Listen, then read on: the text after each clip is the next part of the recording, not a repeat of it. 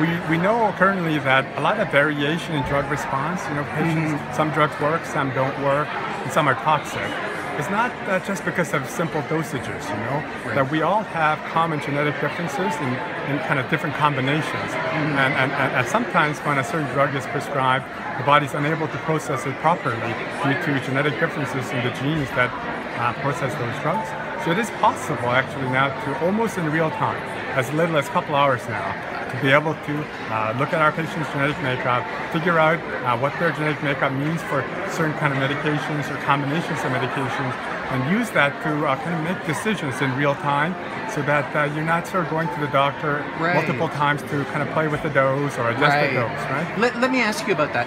What is the process now or has been in the past with getting the proper dosage for a patient? Yeah. It could take quite a while. Yeah, no, you can imagine, right? And most of our patients are used to the fact you go to the doctor's office, a medication is prescribed, and you already know it could work or it might not work. Right. So when it doesn't work or when it's toxic, you go back to the doctor and he thinks of maybe a different dosage, maybe a different alternative, and then you try this iterative over and over again, right?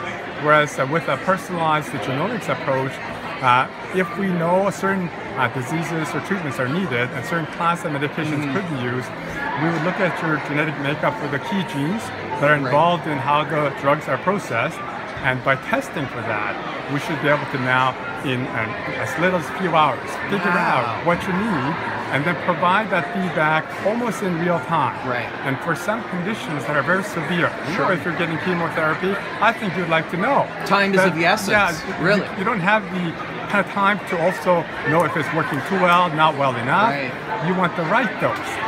And did you ever think, I mean, you mentioned you've been working here for over a decade. You came from Vanderbilt. Yeah. Did you ever think we'd be at this point where in a couple hours you could figure out the right dosage, the right medication? No, I think a part of it, I guess maybe a decade ago we were hopeful, but we knew genomics technology was moving rapidly, Right. Now you can sequence people's genome in days, Right. when back in the old days it took years, right? Right. So this kind of almost like computer-like leaps in technology, coupled with the fact now we now know much more about how our body handles medications, then it basically said to us, we got to get the process and kind of figure out what are the components needed to provide real-time care. Right. And then leverage the technology advances. So we're at a kind of a really good intersection, where technical advances plus now our ability to really figure out how we can use that in patient care. And so I think for us, the real advantage has been we have almost a decade of experience drug by drug and how we interact with our patients, how we provide care.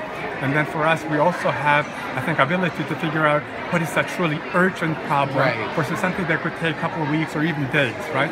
For the truly urgent problem, what we think is mission critical, it is not uncommon for our team from blood to results in under 2 hours. Wow. Because we fear of if there's a devastating potential, we want to make sure that doesn't happen or kind of say, well, that can happen. Because if you have the ability to kind of peer into our patient's genetic makeup and get the drug right, I think it's a huge gain because they'll come to the hospital less, reduce length of stay, and hopefully avoid, possibly even deaths.